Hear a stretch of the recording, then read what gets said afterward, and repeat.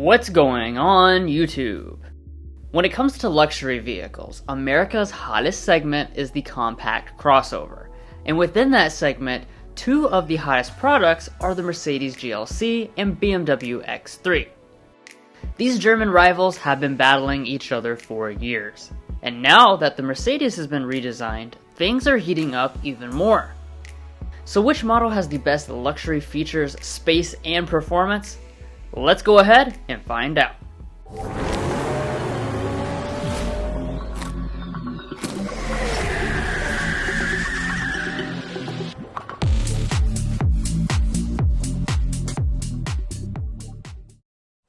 So before we really get started here, we will establish things with the pricing of these two.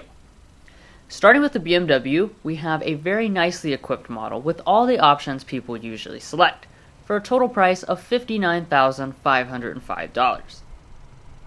Moving to the Mercedes, the way it packages options means it ends up being a bit pricier for an equally spec'd GLC 300. All told, after destination charge, we are setting just over $61,000. By the way, if you want to get the best price from local dealerships and access to invoice pricing info for these two models or any vehicle, we have a tool on our website to do just that. Check the link in the description for more info. Now, as far as this comparison, it will be conducted objectively. We have done our best to weigh the points awarded throughout in major and minor categories, but at the end of the comparison, we will sum up with our thoughts and revisit the price difference for a value assessment. With that being said, let's get into this comparison. Now, taking a look at the exterior designs, we have the same look for the X3 and an all-new exterior design for the GLC that honestly still looks very similar to the outgoing model. I do want to point out right from the top here that the X3 is still a very competitive model, so even though it's older, this is still a comparison worth doing. Lots of people are making this decision now, and a new X3 hasn't even been unveiled yet. But refocusing here, both models have these sporty design packages, called M Sport and AMG line respectively, with extra dark accents added as well. Lighting-wise, the X3 has adaptive projector LED headlights as standard equipment, while our GLC has regular reflector LED headlights unless you upgrade to the digital light system. Continuing to the side, you'll find 19-inch multi-spoke contrast alloys on both of them, which adds some extra pizzazz to the designs. And then around back, we have classy designs with more black accents, rear spoilers, completely LED taillights, and dual-tipped exhaust outlets. Now, checking out some of the individual features, both their mirrors have heating, power folding, auto dimming, and blind spot monitoring. And as far as other safety systems, both models have all these standard systems plus some extra ones via their respective advanced safety packages. Speaking of extra, the BMW includes an extra 3 years of complimentary maintenance versus the Mercedes in the price. But it's the interiors that are the most important, as well as the drives, so let's move on to those. But first, if you're new here, we're brothers, and we've been reviewing cars since we were 12 and 16. We may be young, but we love cars. And we'd love for you to subscribe to be a part of our Car Confections family. Let's learn a lot, have some fun with all the latest cars. As we walk up to the two crossovers and pull out the keys, you'll find smart entry systems and nice metal accented key fobs. And after opening up the doors, we have very nice looking interiors. While both are available in a wide variety of colors, our testers are finished in all black, and both of their seats are upholstered in faux leather. Most people would never realize that these aren't real leather because they feel and look very nice. But as far as actual adjustments, the GLC will have the advantage with 16 ways of movement. Both also have memory functions, heating, and ventilation. Once inside the cabins, we can check out the overall material quality besides for the seats. The GLC will pull ahead in this regard since it uses extra leather trim across the upper part of the dash with stitching, real metal vents, and a very large amount of wood trim that waterfalls down the console. Both models finished the center consoles mostly in piano black.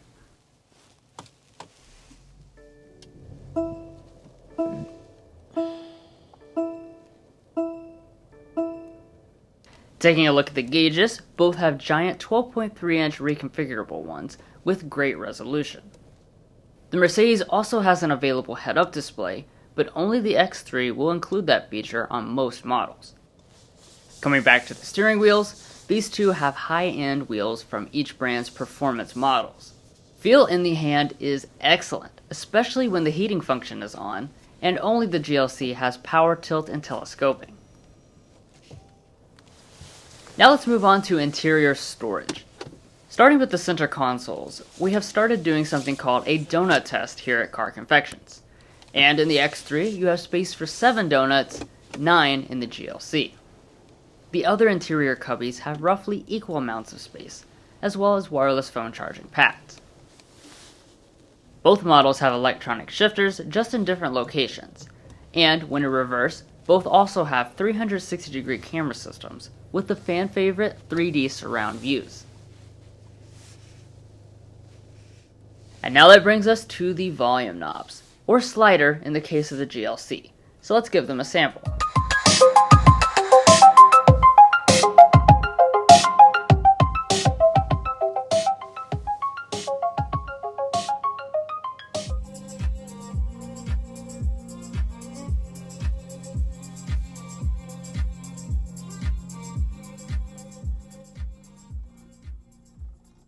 Besides the different ways to turn the volume up and down, the overall audio quality is excellent in both. Speaking of different ways to control things, the next-gen GLC puts the climate controls inside of the screen. For now, the X3 has them adjusted by real metal buttons, which is a little easier to use while driving. Additionally, the BMW has an extra zone of climate adjustment, allowing for rear climate controls. But outside of the climate controls, we have a lot of other functions living inside the larger displays. Now, even though the orientation makes your eyes believe that the GLC screen is larger, it's actually the X3's that has a few tenths of an inch advantage. Functionally, they have the same main features, including navigation, wireless Android Auto, and wireless Apple CarPlay. Finally, to wrap up the front of the interiors, both have auto-dimming mirrors and panoramic sunroofs. Now it's time to head for the rear seats. These crossovers are often used for small family vehicles, and all occupants will be happy with plenty of leg and headroom in both models. Dimensionally speaking, they are nearly identical to each other. And as far as features back here, both have rear vents, and I already mentioned that the X3 has its own dedicated rear climate zone. What's odd though is that this spec of the GLC doesn't have any USB ports for charging. Moving out back, both have hands-free power tailgates, and once they open up, there are similar amounts of space, although the X3 does claim the lead here. On the maximum end, it has about 11% more cargo capacity. The seats can be folded 40-20-40 split in both, but easily folded on the GLC since it has handles in the cargo area. But as you can see, it's still a very tight race. So now let's take them out on a spin and see who's going to come out on top. So heading out on the road with these two crossovers, they try to match each other tit for tat, which is typical for German automakers, not allowing the other to get a significant advantage. As such, both are using 2-liter turbocharged 4-cylinder engines, except that the Mercedes adds a 48-volt mild hybrid system on top of that. This, in part, helps give the GLC a small horsepower advantage and a sizable torque advantage.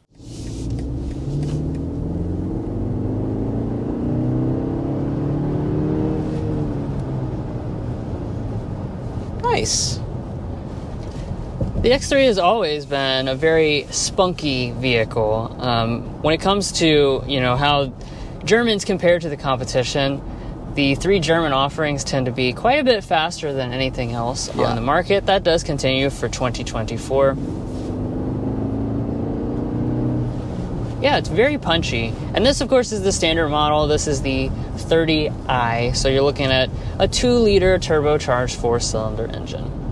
248 horsepower, 258 pound-feet of torque for this model, which that's pretty decent power figures. That is going to be slightly behind some of the other competition when it comes to horsepower and torque.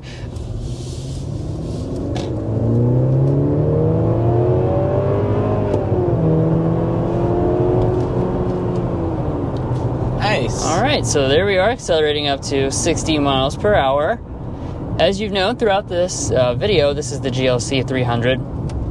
It's actually the only version that's available currently. And we actually, conveniently enough, drove a BMW X3 just yesterday, and this certainly has a more torquey feel than that BMW X3. As far as the rest of the powertrains, the X3 has an 8-speed automatic transmission, compared to a 9-speed automatic in the GLC. Having more gears doesn't necessarily mean that it's better, and both of them operate smoothly as they route power to the all-wheel drive systems. As far as the transmission is concerned, you do have an 8-speed automatic transmission. Performance of this transmission, nice and smooth, also good crisp response, which is nice considering this is a German vehicle, even though it is a mainstream vehicle. As far as your transmission is concerned, you do have a 9-speed automatic. This is a nice and smooth transmission, just like it is in all the other Mercedes products, especially when you're just driving around like a normal civilized person, just accelerating between the stoplights. It's going to be something that blends completely into the background. Now let's talk about ride and handling. Overall, both are more luxury-oriented than they are sporty, which does mean that they both ride very comfortably. As you might expect, the Mercedes is going to be dampened a bit better for a few percent better ride comfort. But the BMW is going to prioritize handling more than the Merc, with better steering and body control while cornering. Now that we've kind of opened up and we're going around 50 miles an hour, I do want to also talk about your ride quality. Really everything in this segment has a very good ride quality, and that is going to be the case with this GLC 300 as well. Even if you choose the AMG line with the sporty exterior like what we've done on this model, the ride quality is still very luxury oriented, that's for sure. You have soft and comfortable seats, and when you hit a bump, the suspension does a really good job of soaking up any intrusion into the cabin. Now I do want to take a second here and talk about your ride quality with this X3.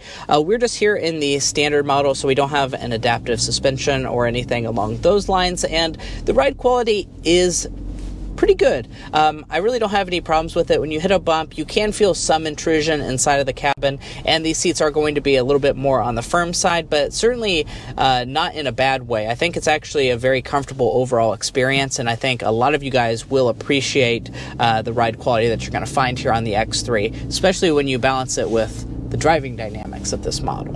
Right. Now while you're cruising down the highway, it's also very important for your luxury SUV to be serene. So let's check out the sound level readings, as we always do here at Car Confections.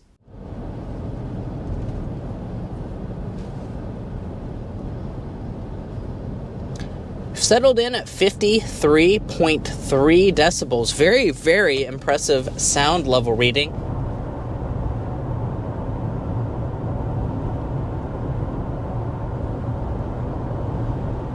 We've officially settled in at 52.1 decibels.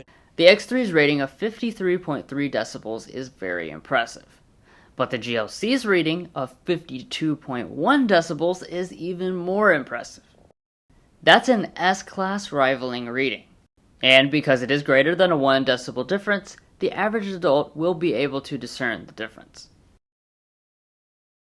And lastly, for fuel economy, both are equipped with auto start-stop systems. Having a mild hybrid system allows the Mercedes setup to be extremely smooth and nearly imperceptible in operation, since it can turn off the vehicle before it even comes to a stop. This is also what's responsible for the fuel economy benefits in city, highway, and combined ratings.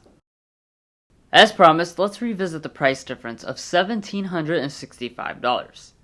Our scale indicates that we should award half a point per $1,000 of difference to represent that, or 1 point.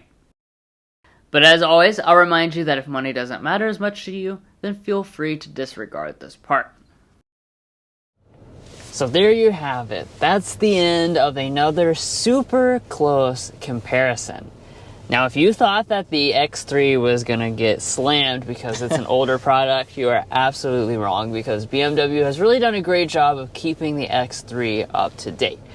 But let's go ahead and talk about who should be your winner, because that is definitely going to vary depending on your personal preferences in this comparison. So the X3 should be your winner. If you have more of a focus on the dynamic side of things, the driving characteristics of the ultimate driving machine, of course, is BMW's slogan. We also have 3-zone climate, which is not on the GLC. And we have more cargo space. Yeah, now the GLC on the flip side should be your choice for a few reasons. One of which is that it does have a more luxurious interior, especially with this all-new model. They're throwing like leather on the upper dashboard, the upper door trim. It does feel like a more luxurious place to spend time. It also is going to have more seating adjustments, which I know matters a lot to you guys, especially if you might have back pain or something. You might need the seat to adjust in a specific way, and the GLC is going to have you more covered there. And lastly, the GLC does have a mild hybrid powertrain, which allows for a few benefits, including the additional fuel economy and a smoother auto start-stop system. Now, I'm sure BMW will add that for the all-new X3, but it's not on the X3 yet, so you will have to pick the GLC in the meantime. But guys, that's going to be where we leave off on this in-depth comparison. If you enjoyed this video or found it helpful, we want to remind you to hit that subscribe button down below and join in on our Car Confections family. If you're already a part of our family, thank you so much. Now, additionally, we want to remind you, if you're looking to buy a BMW X3, a Mercedes GLC, or any new vehicle, you should go to carconfections.com/newcarquotes to get the best price on your new vehicle. Now, that tool will also give you access to invoice pricing information, which is a great way to negotiate with dealerships. If you'd like to take advantage of that, a link is provided in our video description. Anyway, we'll catch you guys next time as we sample more of the latest automotive delicacies.